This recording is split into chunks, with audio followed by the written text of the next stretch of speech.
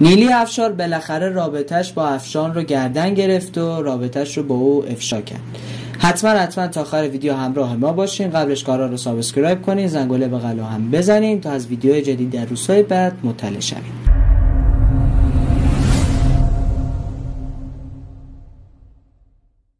خب نیلی افشار افشا کرد که با افشان رابطه داره و قبلش هم اشفان چند باری کنسرت توی ترکیه داشت و نیلی هم حسابی براش تبلیغ میکرد و حتی توی کنسرتاش هم چند باری حضور داشت. بریم یه آیتم از بخش صحبت‌های نیلی افشار رو بشنویم و برمیگردیم. پیش شما میشناسیدش که جدی میگم، همش هم تو کامنت هایی میگید اینه میگم نه اون نیست، بوده ولی دیگه الان نیست. میدونید من صادقم باهاتون، قبلا بوده، یه سال پیش بوده، الان دیگه نیست. اونایی که میدونن کیو میگم الان بگن توی کامنت، من تایید رو میدم.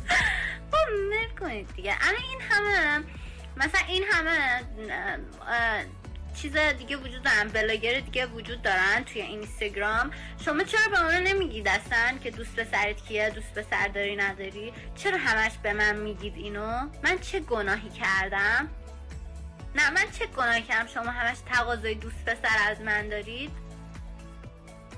استغفرالله. خب رفقا، نظرتون در این رابطه کار چیه و حتما نظراتتون رو در بخش کامنت برام بنویسین و یادتونم نره که کانال ما رو سابسکرایب داشته باشین و یا اگر ندارین سابسکرایب کنین و زنگوله بغل هم بزنین تا از ویدیوهای جدید در روزهای بعد مطلع شوین. و تا یک ویدیو دیگه فعلا خدا نگهدار.